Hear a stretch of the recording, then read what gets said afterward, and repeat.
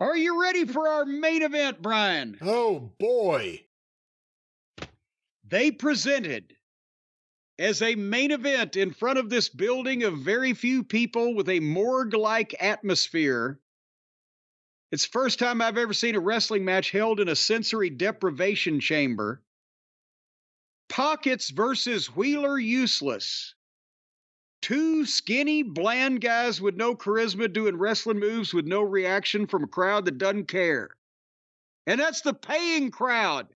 The people that paid to go see it were unimpressed. What about some poor bloke, some chap watching on television go, seriously?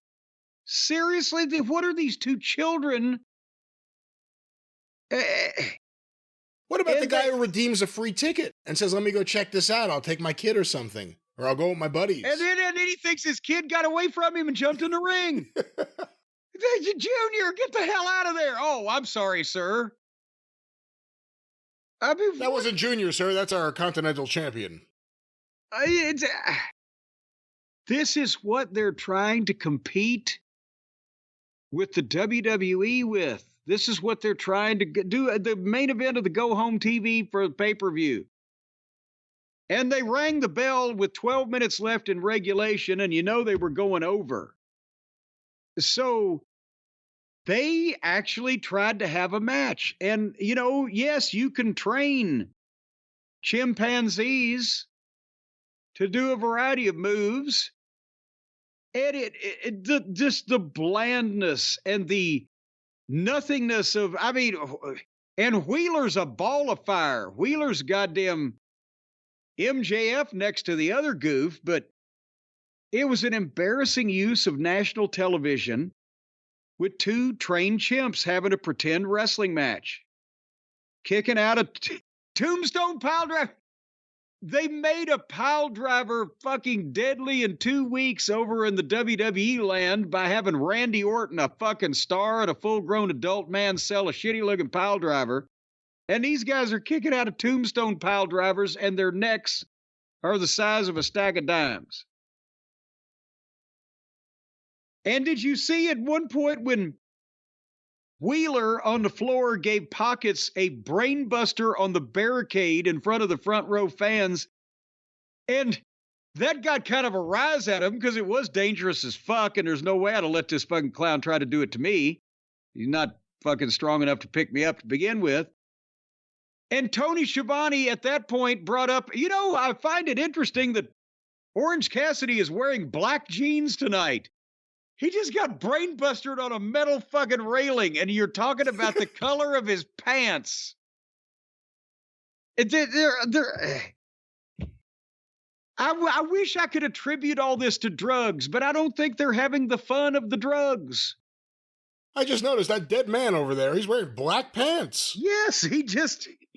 Well, you can't see probably because of the blood that's soaking them, but they were before they got stained with his carotid artery being cut.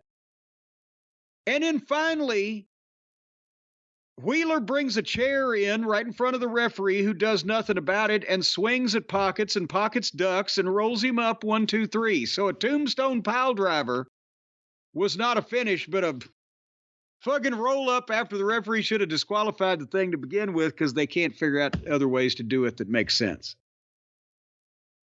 Your thoughts on the match before we go to the afterbirth? It was one of those, it was like watching one of those awkward women's matches that goes on too long because the crowd was dead. They weren't reacting to anything. A lot of people pointing the finger at the fact that Wheeler Yuta was in the main event, and other than Jon Moxley and Bryan Danielson and Tony Khan, no one else has really seemed to take the Wheeler Yuta at that kind of level. But I think it's a two-way street here. I think Orange Cassidy gets a lot of the blame too. Orange Cassidy, the booking of Orange Cassidy, the use of Orange Cassidy. 5 years in, no one gives a fuck if his pants are black.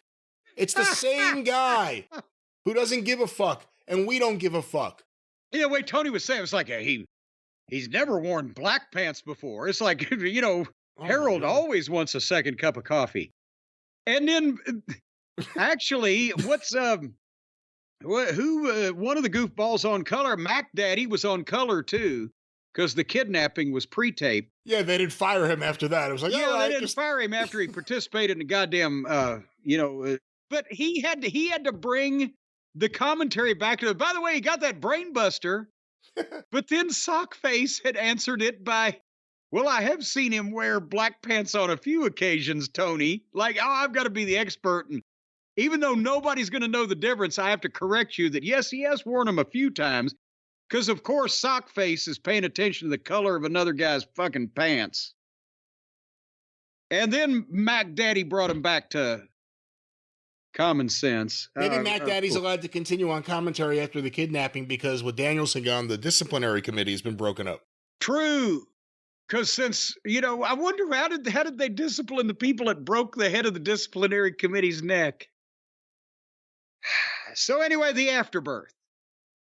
Here comes Pac, and he levels pockets. And then here comes the plumber and company, and they start kicking his shit. And remember, he told them, he told Briscoe, he told Rocky, he told all of his friends, don't come help me. Moxley 5-on-1, you better bring it, boy. Do whatever you're going to do. Well, so they did. They beat the shit out of him. Marina Schaefer came in with duct tape. They stuck his hands in his pockets and duct taped his hands in his pockets. And I was cheering for him by this point.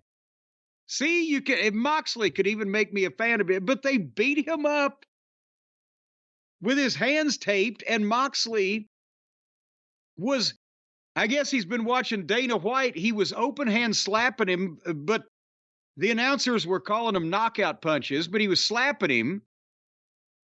And Pockets at one point fought back with a couple of fake shin kicks, his fake shin kick deal.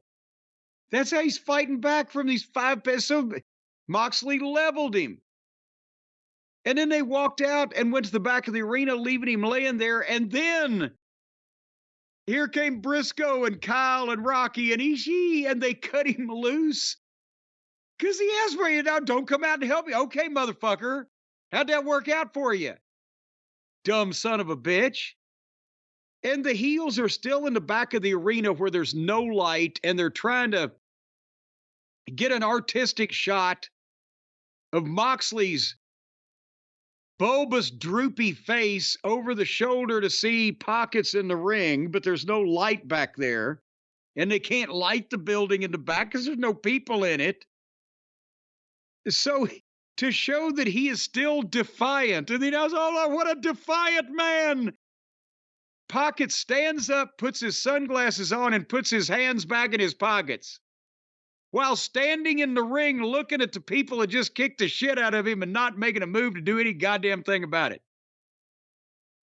What a baby face. And that's the way they went off the air for the pay-per-view. So I guess now we know that he's told his friends not to help him. So all 5 of these people are just going to kick the shit out of him this time, and we're going to have to pay $50 to see it. And it's all fake anyway because this whole thing is silly. And do you think is the entire WWE office and roster and TKO organization blowing snot laughing at these idiots right now that are spending their money on this shit? You know, I think WWE will always be WWE, and they'll always see any competition as something that's either under their thumb or something that needs to be put under. But it's impossible to watch this show and think that anyone has their shit together. I was about to say anyone in senior management. There is no senior management. You know, whatever you want to say about Vince being a dirty fucking pervert, and he is. In terms of a businessman, he was, really was the buck stops here with Vince. And my fucking cushion in my chair is making noise. Oh, heaven. He got a whoopee cushion. Yeah, with Vince, it was the buck stops here, and with Tony, it's the bucks don't work. That's the problem. And Tony doesn't recognize that he's not good at this. And Tony doesn't have anyone to turn to. And the people who know better will never tell Tony, you shouldn't do this. Instead, it's, well, maybe if you try this, or maybe if you do this, if you try this differently. No, it's everything. It's him. He can't do it. And Moxley, imagine if you were the head of anything and John Moxley wants creative control and you see what it is. Oh, good Lord. Well, I haven't seen what it is yet. I don't know what the fuck this is.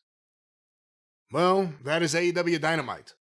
And that was the go-home show for the pay-per-view. And also, was it, the question is, I guess, was it the go-home show for the people that were watching it? Did they have to move? Well, I was going to say, Jim, before we get to the ratings, Full Gear is coming up. We just previewed it. And it's one of those rare AEW pay-per-views not named after a casino or some sort of event at a casino. And we know a casino that we could send everyone to virtually.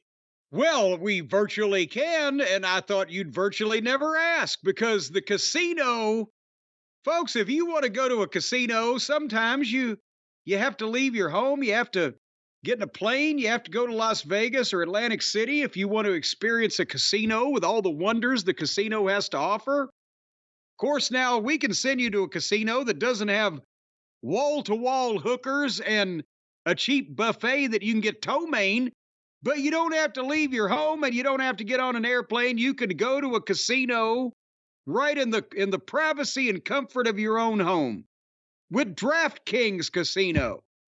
Because it's holidays on the house at DraftKings Casino, where it's the wonderful time of the year where that's what you think about. Thanksgiving, Christmas, that time of year. You don't have to think about loved ones and family and togetherness and sitting around the old Yule log.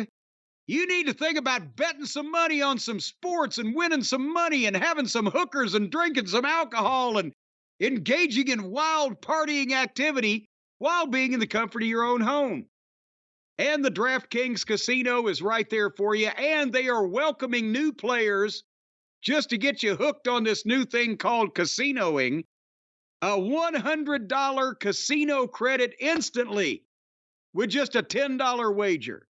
So they're amplifying it, Brian, 10 times. Think of the greatest casino you've ever been in, and then think of 10 times that. 10 times the jackpots, 10 times the hookers, 10 times the Sammy Davis Jr. impersonators. Again, there are no hookers or entertainment involved with this. There is just good old-fashioned casinoing. Well, if you bet $100, or if you bet $10, you get $100 instantly in casino credits. If you bet $100, then Frank Sinatra Jr. will come and sing "Come Fly With Me" to you personally. Didn't he die a few years ago? Over on the corner. Well, no, he's still got a contract with them, so they're enforcing it. They're tough out there at DraftKings. There's no entertainment supplied as part of any. There's no deal. I mean, I don't even know what you're offering. Well, no, I'll tell you what. DraftKings told Frank Jr., he said, no, you can die all you want to, but your old man died in a few lounges too, but you're going to have to fulfill your contract. So if you bet $1,000 at DraftKings, then that means that you get Frank Sinatra Jr. for a song. Or not. Right now, or not. Let's just say or not. Well, when he's knocking on your door, think what you're going to feel like. He said, "It's me, It's Frank. a zombie? It's cold out here. My legs are falling off because my bone is exposed." All right, listen. Everybody can get in on the action with a holiday reward every week. So sign up with the code Cornette. That's a new code because it's a special thing. Sign up with the code Cornette, CORNETTE, because the holiday cheer is here only on DraftKings Casino. $100 in casino credits with a $10 wager. And I think you can use the $100 against the hookers. Memoriam also. There's no hookers involved in this. You know, I can remember when it was just a flat $100 fee in Las Vegas if you found somebody walking across the casino floor. Now it could, there's all kinds of add-ons. Go with DraftKings Casino. I don't know what's happening. It's cheaper. Right now. Yeah. Oh no! Again, there's no hookers involved in this. The crown is yours, and is that part of this? Well, listen. Someone is here. Maybe this will clarify on some things, or English applied somehow. Let's go. 1-800-GAMBLER. In Connecticut, help is available for problem gambling. Call 8. And then I started it late. Let's go back to the beginning here. Gambling problem? Call 1-800-GAMBLER. In Connecticut, help is available for problem gambling. Call 888-789-7777 or visit ccpg.org. Please play responsibly. 21 and over. Physically present in Connecticut, Michigan, New Jersey, Pennsylvania, West Virginia only. Void in Ontario. Eligibility restrictions apply. New customers only. Opt-in required. Casino credits are non-withdrawable and expire in 168 hours. Terms at casino.draftkings.com/promos. Well, I'm glad he cleared that up. But what about the hooker? There is no hooker. Is there a dead hooker in the bed? There's a dead hooker in the bed. The hell was that? That's my favorite scene in Four Rooms. Oh, that again, yeah. A dead hooker in the bed, according to Tim Roth. All right, well, the crown is yours with DraftKings. Yes, once again, certainly is. The DraftKings Casino promo code. One more time, Jim, what's the code? Cornette.